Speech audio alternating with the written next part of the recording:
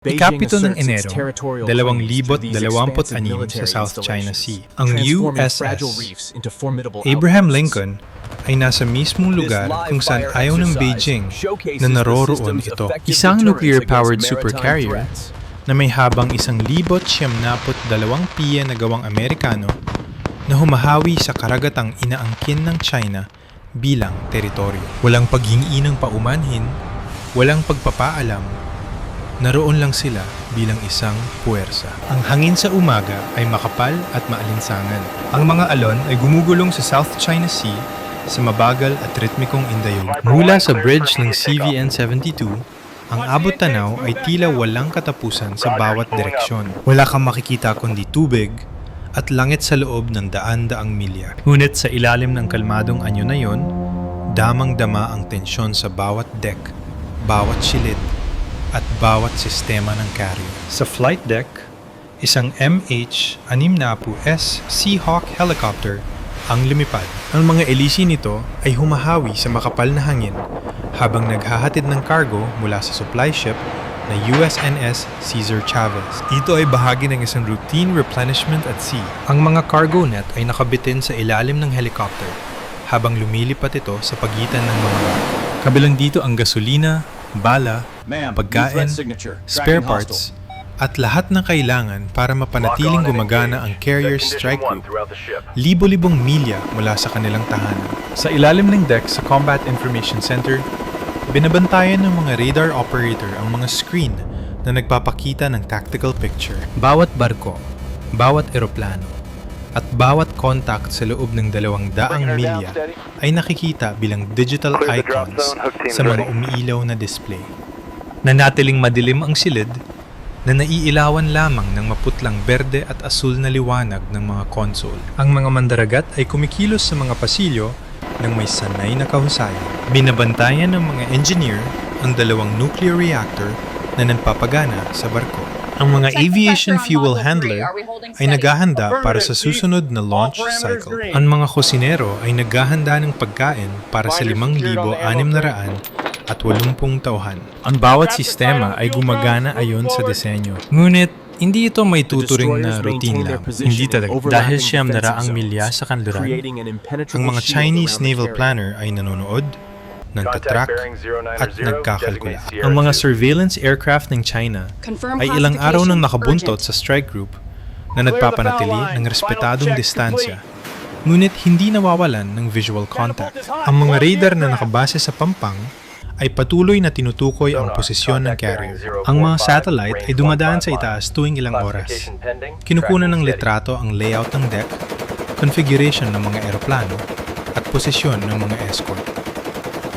At ayon sa isang bagong ulat ng Pentagon na naghahanda para sa isang bagay na mas malaki kaysa sa inaasahan ng sinuman. Ang Abraham Lincoln Carrier Strike Group, CVN-72, at ang 3 Arleigh Burke-class destroyers nito ay nag-ooperate sa Philippine Sea mula pa noong kalagitnaan ng Desyembre matapos umalis sa Guam. Ang mga destroyer ay nagpapanatili ng proteksyon sa paligid ng carrier na nakaposisyon sa mga estratehikong punto upang harangin ang mga banta mula sa anumang direksyon. Ang USS Frank E. Peterson Jr. DDG-121 ay umusad sa unahan ng formation habang ang SPY-1D radar nito ay patuloy na nag-i-scan sa himpapawid. Ang USS Spruance DDG-111 ay nasa kanang bahagi habang ang USS Michael Murphy DDG-112 ay nagbabantay sa kaliwa. Ang bawat destroyer ay may dalang 96 na vertical launch cells na kargado ng pinaghalong SM-2 surface-to-air missiles, SM-6 anti-aircraft missiles, Tomahawk cruise missiles, at anti-submarine rockets. Juntos, bumubuo sila ng isang layered defense system na kayang labanan ang mga banta sa layong higit sa 100 milya. Kaya nilang mag-track ng 12-12 ng target ng sabay-sabay at mag-coordinate ng tugon sa pamamagitan ng data links. Ang mga link na ito ay nag-uugnay sa bawat barko, eroplano, at sensor sa strike group sa iisang integrated network. Ngayon, sa unang bahagi ng Enero, Ang formation ay pumasok ng mas malalim sa South China Sea. Nagsasasagawa sila ng live-fire weapons exercises na kinabibilangan ng pagsubok sa Phalanx close-in weapon system ng carrier. Ang 20mm Gatling guns ay umugong sa flight deck, nagpapadala ng malinaw na mensahe. Narito kami, armado kami, at hindi kami aalis. Ang flight operations ay nagpatuloy ng walang tigil. Ang mga F-35C Lightning ikalawa, ang carrier-based variant ng Joint Strike Fighter, ay lumipad at bumalik sa maayos na rotasyon. Ang Abraham Lincoln, ang unang carrier sa Pacific Fleet na may kakayahang mag-operate ng F-35C, matapos ang malawakang overhaul nito na natapos noong 2017. Mula sa bridge, pinanood ng commanding officer na si Captain Daniel J. Keeler ang kontroladong pagkilos ng carrier operations. Ang kanyang crew na binubuo ng 3,200 na mandaragat at 2,400 at 80 tauhan ng airwing ay nagtatrabaho sa perpektong sinkronisasyon. Isang lumulutang na lungsod na nagpapakita ng puwersa libu-libong milya mula sa kanilang tahanan. Pero bakit dito? At bakit ngayon? Ang sagot ay nakasalalay sa kung ano ang itinatayo ng China at kung gaano kabilis nila ito ginagawa. Ayon sa pinakabagong taunang ulat ng Pentagon tungkol sa kakayahan ng militar ng China na inilabas noong huling bahagi ng 2025.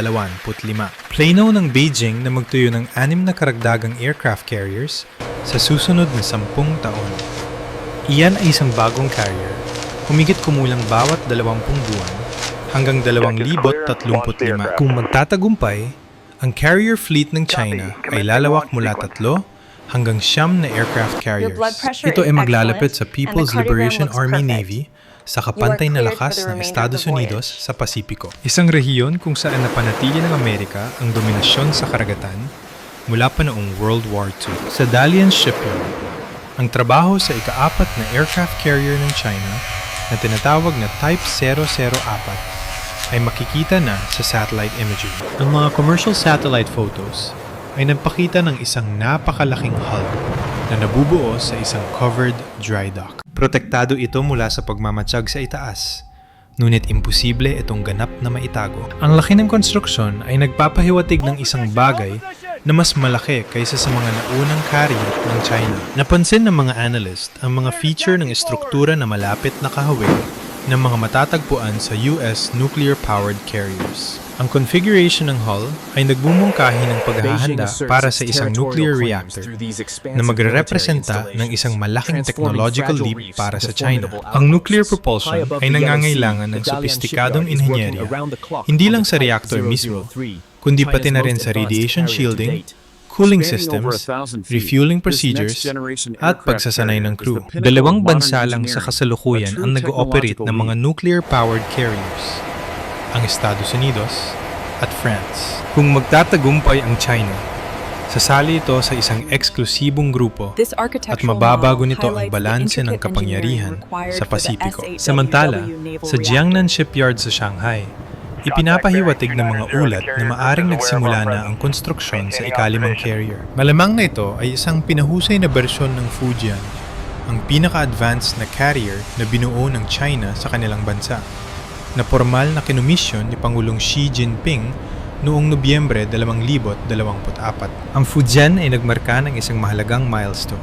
Ito ang unang carrier ng China na nilagyan ng electromagnetic catapults. Ang teknolohiyang ito ay kapareho ng ginagamit sa pinakabagong Ford-class carriers ng Amerika. Ang electromagnetic catapults ay nagbibigay daan sa mas mabilis na launch rates at nababawasan ang stress sa mga eroplano. Nagbibigay din ito ng kakayahang magpalipad ng mas mabibigat na eroplano na may mas maraming gasolina at armas. Ito ay isang teknolohiyang nagpapabago ng laro na inabot ng ilang dekada bago na-develop ng Estados Unidos at ngayon ay nakuha na rin ng China. Ang The War Zone, isang respetadong website ng militar ng US, ay nagsabi ng istruktura ay malapit na kahawig ng mga feature sa US nuclear-powered aircraft carriers. May malawak na pinagkakasunduan na ang nakikita natin ay konektado sa hinaharap na pag-install ng isang nuclear reactor. Ang nuclear propulsion ay nagbabago ng lahat. Pinapayagan nito ang mas malawak na operational range at potensyal na deployment sa buong mundo. Ang isang carrier na gumagamit ng konbensyonal na gasolina ay kailangang mag-refuel bawat ilang linggo. Nangangailangan ito ng pagbisita sa pantalan o refueling mula sa mga tanker ship habang nasa laot. Ang mga operasyong ito ay naglilimita sa bilis, flexibility at tempo ng operasyon. Ang isang nuclear carrier sa kabaligtaran ay kayang mag-operate ng walang hangganan. Ang USS Abraham Lincoln ay kayang tumakbo sa maximum speed sa loob ng mahigit 20 taon nang hindi nagpapagasolina. Nanggangahulugan ito ng tuloy-tuloy na high-speed transit sa mga karagatan at walang limitasyong oras sa istasyon. Kaya rin ito mag-operate sa mga lugar kung saan hindi ligtas na makakaabot ang mga refueling ship. Iyan ang dahilan kung bakit lahat ng 11 US aircraft carriers ay nuclear-powered. Ngunit ang mga carrier ay bahagi lamang ng kwento. Kinumpirma ng ulat ng Pentagon sa unang pagkakataon ang deployment ng Dongfeng 27 intercontinental ballistic missile ng China na tinaguriang East Wind. Ito ay may range na 5,000 hanggang 8,000 kilometro. Ang DF-27 na armado ng konbensyonal na armas ay magagamit hindi lang bilang anti-ship ballistic missile sa Pasipiko. Maaari rin itong tumama sa mga target sa loob mismo ng Estados Unidos. Ang nuclear stockpile ng China ay lumagos sa mahigit 600 warheads sa pagtatapos ng 2024. Ang People's Liberation Army ay nananatiling nasa tamang landas upang magkaroon ng mahigit 1,000 nuclear warheads pagsapit ng 2030 ayon sa ulat. Para sa konteksto, tinatayang mayroong 3,700 at 8 nuclear warheads ang Estados Unidos sa simula ng 2025 ayon sa Stockholm International Peace Research Institute. At ang pinaka-nakakabahala, binalangkas ng ulat ng Pentagon ang isang tiyak na timeline para sa isang potensyal na kampanya ng China laban sa Taiwan. Ayon sa pagtatasa, ang People's Liberation Army ay gumagawa ng tuloy-tuloy na pag-unlad patungo sa kanilang 2027 objectives. Kabilang dito ang kakayahang makamit ang isang tiyak na tagumpay laban sa Taiwan at magtatag ng estratehikong panlaban sa Estados Unidos. Kasama rin dito ang pagpapatupad ng deterrence at control sa mga bansa sa rehiyon. Sa madaling salita, sinabi ng ulat na naniniwala ang China na magiging kaya nitong lumaban at manalo sa isang digmaan sa Taiwan sa pagtatapos ng 2027. Hindi naman sinabi ng ulat na ang digmaan ay hindi maiiwasan, ngunit ang mga paghahanda ay hindi may pagkakaila. Ito ang ibabalik sa atin sa USS Abraham Lincoln. Ang deployment nito ay hindi inihayag ng maaga. Bihirang isa publiko ng Pentagon ang paggalaw ng mga carrier para sa mga kadahilan ng pansiguridad. Ngunit ang balita ay karaniwang mabilis na lumalabas. Sa pagkakataong ito, ang CVN-72 ay umalis sa San Diego noong huling bahagi ng Nobyembre nang halos walang publisidad. Pagsapit ng Disyembre, dumating ito sa Guam, na bahagi ng teritoryo ng US at critical na logistics hub para sa mga operasyong militar sa Indo-Pacific. Sa panahon ng pagtigil sa pantalan, nagsalita si Rear Admiral Todd E. Whalen, commander ng Abraham Lincoln Carrier Strike Group. Sinabi niya na ang presensya ng kanilang strike group sa karagatan ng 7th Fleet ay nagpapakita ng kanilang commitment sa isang malaya at bukas na Indo-Pacific. Ang mga pagbisita sa mga estratehikong lokasyon tulad ng Guam ay nagpapahusay sa kahandaan ng misyon. Translation: narito kami, mananatili kami, at handa kami. Siyempre, hindi nag-iisa ang Abraham Lincoln. Ang iba pang asset ng US Navy na nag-ooperate sa rehiyon ay kinabibilangan ng amphibious assault ship na USS Tripoli. Karga nito ang ika-31 Marine Expeditionary Unit sa East China Sea, kasama ang mga F-35B Lightning ikalawa, MV-22B Ospreys, AH-1Z Vipers, at UH-1YY Venoms. Naroon din ang mga fast attack submarine, kabilang ang USS Seawolf, USS Greenville, at USS Annapolis na tahimik na nag-operate sa ilalim ng dagat. Ang carrier na USS George Washington, ang kaisa-isang forward-deployed aircraft carrier ng Navy na nakabase sa Yokosuka, Japan, ay kasalukuyang nakadock para sa maintenance. Ang strike group ng Abraham Lincoln ay binubuo ng CVN-72 at tatlong guided missile destroyers, Ang Frank E. Peterson Jr., DDG-121, USS Spruance, DDG-111, at USS Michael Murphy, DDG-112. Ang bawat destroyer ay nilagyan ng Aegis combat systems na kayang mag-track at lumaban sa maraming banta sa impapawid at missile ng sabay-sabay. Ang Aegis system ay isa sa mga pinakasopistikadong air defense network na nalikha. Ang SPY, isa radar nito, ay kayang mag-track ng higit sa 100 target ng sabay-sabay. Otomatiko nitong tinutukoy kung alin ang uunahin based sa bilis, taas, trajectory, at probabilidad ng pagtama. Kinakalkula ng sistema ang solusyon sa intercept sa loob ng milliseconds at ginagabayan ang mga missile patungo sa target ng may matinding katumpakan. Ang bawat destroyer mismo ay tumitimbang ng 9,200 tonelada kapag puno ang karga at may habang 500 at 9 na piye. Pinapagana ang mga ito ng 4 na gas turbine engines na kayang magpatakbo sa kanila sa bilis na higit sa 30 knots. Sapat ang bilis na ito para makasabay sa carrier at mabilis na makaposisyon kapag may lumabas na huntos. Bumubuo sila ng depensibong perimetro sa paligid ng carrier. Isang lumulutang na kuta na idinisenyo upang magpakita ng lakas habang ipinagtatanggol ang sarili mula sa mga submarino, eroplano, missile at mga banta sa ibabaw ng dagat. Ang mga destroyer ay nag-operate sa mga zona na lumilikha ng magkakapatong na field of fire upang matiyak na walang attack vector ang hindi madedepensahan. Noong ikawalo ng Enero, nagsagawa ang strike group ng live fire weapons drills. Nagsimula ang air session ng alas 9 ng umaga kung saan binago ng carrier ang kurso nito upang iposisyon ang sarili sa tamang firing angle. Ang Phalanx CIWS, isang radar-guided 20mm Gatling gun system na idinisenyo upang barilin ang mga paparating na anti-ship missiles, ay nagpaputok sa flight deck ng carrier.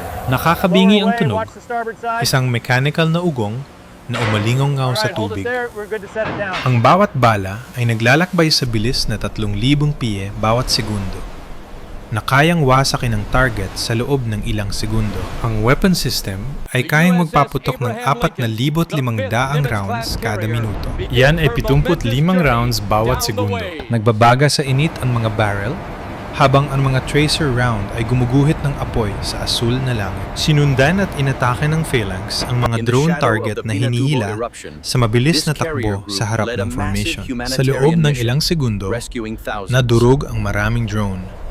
Napunit ng puro at sunod-sunod na 20mm tungsten penetrator rounds. Ang sistema ay fully automated. Sa sandaling ma-activate, nakaka-detect, nakaka-track, at nakaka-engganyo ito ng mga banta ng walang input ng tao. Tinutukoy ng mga sensor ang mga paparating na bagay, kinakalkula ang banta, at nagpapaputok ng hindi naghihintay ng pahintulot. Ito ang huling linya ng depensa ng carrier. Ang panunood dito ay paalala kung gaano kalapit sa sakuna ang modernong labanan sa karagatan. Ang isang anti-ship missile na naglalakbay sa Mach 2 ay tumatawid ng 1 milya bawat 2.3 seconds. Mula sa sandaling, lumitaw ito sa radar hanggang sa pagtama ay madalas na wala pang 30 segundo. Walang oras para mag-alinlangan.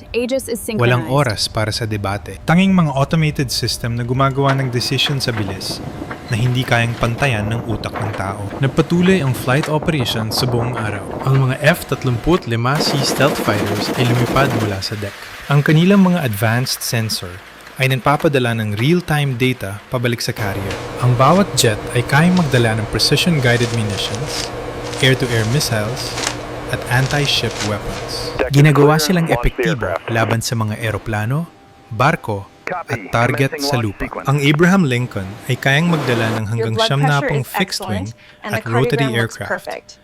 Bagaman ang karaniwang deployment ay nasa 60 o 70. Ang flight deck nito na humigit kumulang 4.5 acres ay sinaserbisyohan ng 4 na steam catapults at 4 na hangar elevators. Pinapayagan nito ang mabilis na cycle ng paglulunsad at pag-recover ng eroplano.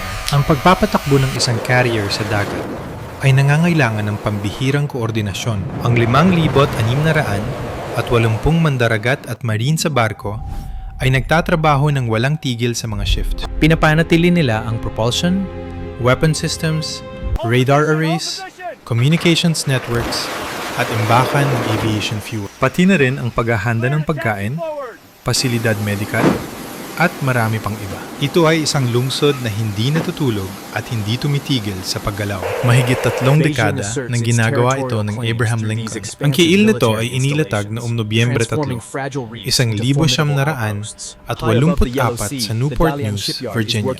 Inilunsad ito noong 1988 at ibinigay sa Navy noong 1989.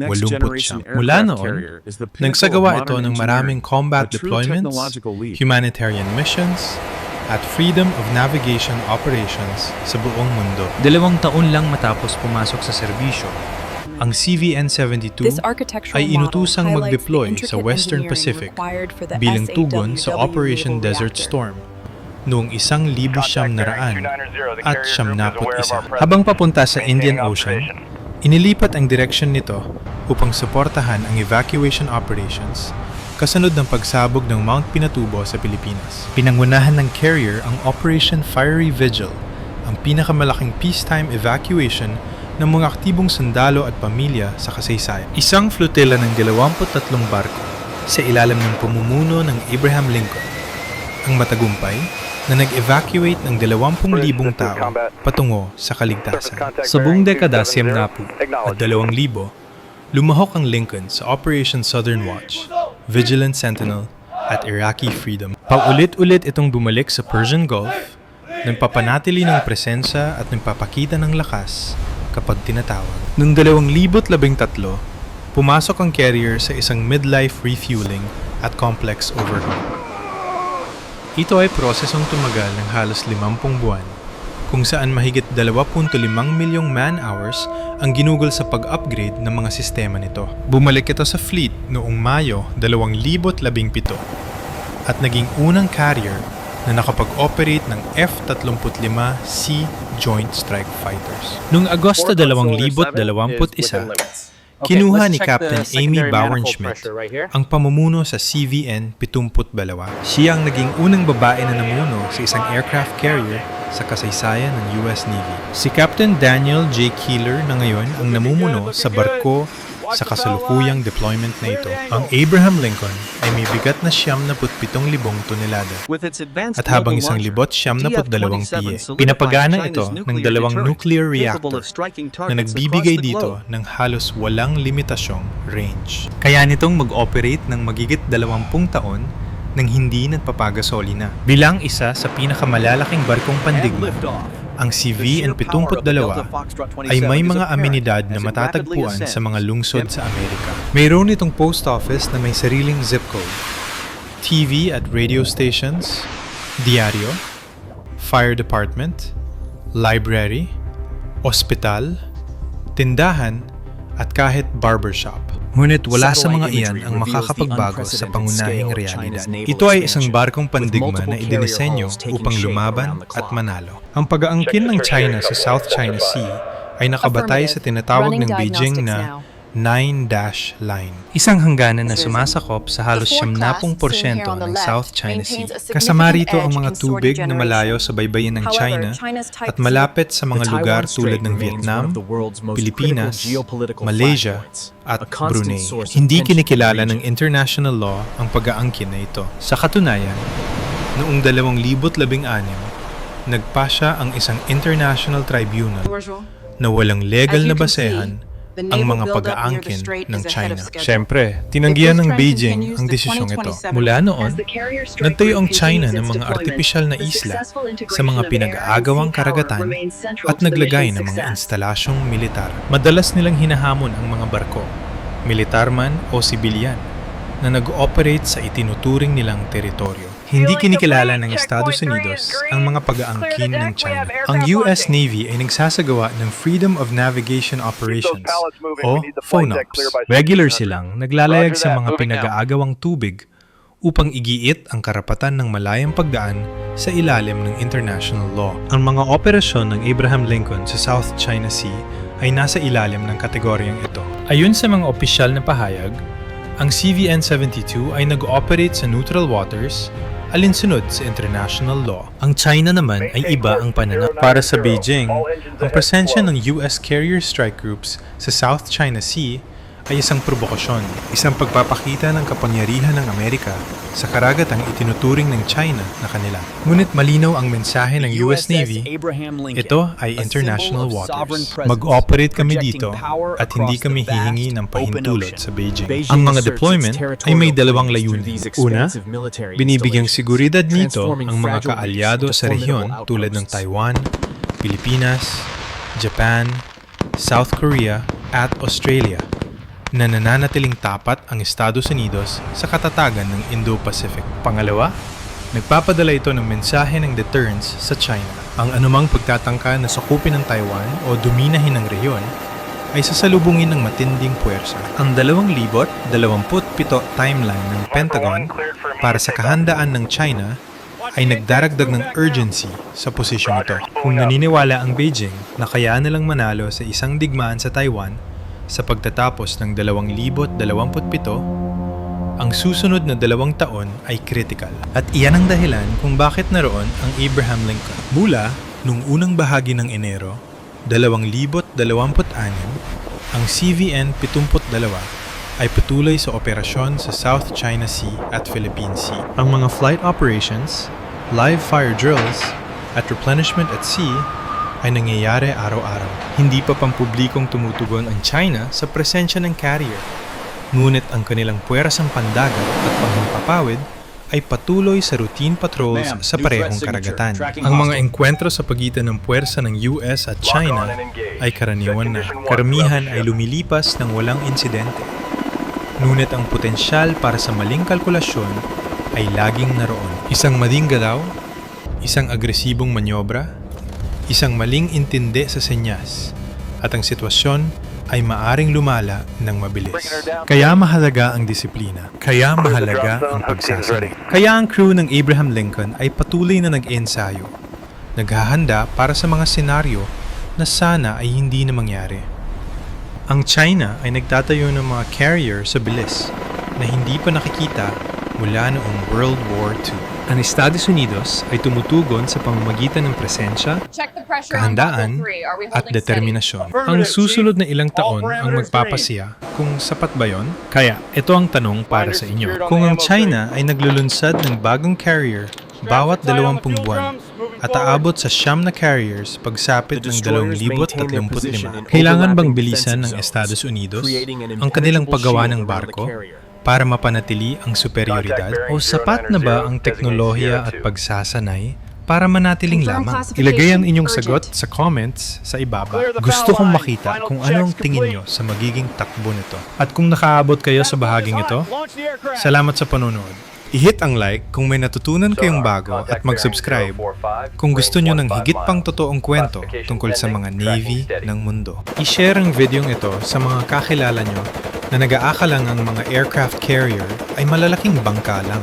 At kung gusto nyong suportahan ng direkta ang aming channel, please join the fleet. Makakakuha kayo ng loyalty badges, priority replies, at makakatulong kayo para maihatid namin ang mas marami pang totoong kwentong pandagat. I-click lang ang join sa aming channel page. Dahil pagdating sa South China Sea, napatunayan ng USS Abraham Lincoln ang isang bagay. Ang mga American carrier ay hindi humihingi ng pahintulot. Nag-ooperate sila kung saan pinapayagan ng international law. At hindi sila umatras. Kita-kits sa susunod na video.